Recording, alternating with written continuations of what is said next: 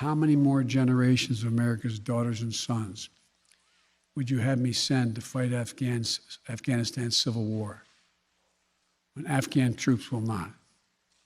How many more lives, American lives, is it worth? How many endless rows of headstones at Arlington National Cemetery? I'm clear on my answer. I will not repeat the mistakes we've made in the past. A speech which might not have seemed out of place from his predecessor, but which sounded cold coming from Joe Biden to international ears, as the world adjusts to the disintegration of Afghanistan. I think the buck stops with President Biden. There's no doubt about it. He is the man in the White House. He's in charge. As much as much of this, to provide context, goes back to even Obama years, and then much of it in the Trump years, sort of these ending endless wars.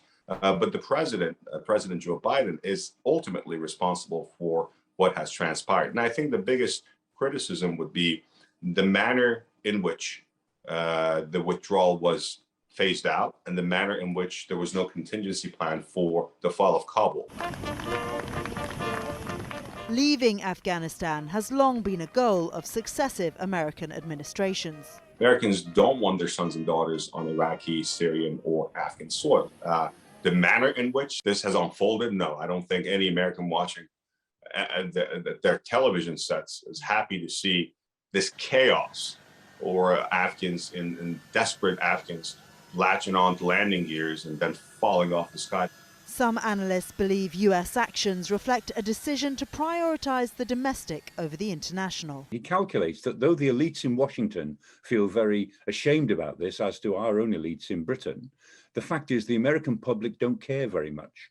And he wants to get all this bad news out of the way now, before the midterm elections in November next year, and before he begins the run-in to his re-election campaign for 2024. America have set out their position.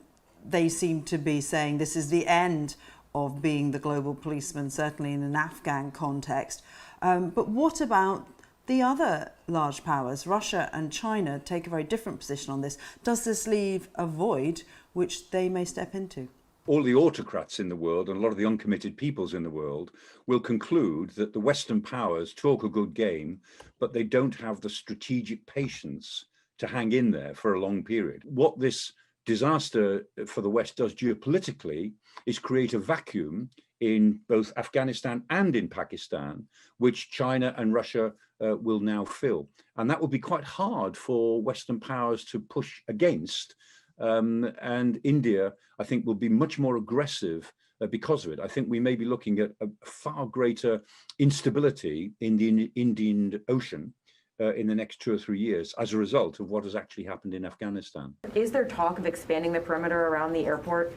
Right now, the airfield, like I said earlier, is secure. At the Pentagon today, state officials and military commanders scrambled to answer questions which continue to flood in about America's responsibilities to this troubled country. Rosie Laydon, Forces News. If you enjoyed this video, don't forget to like and subscribe.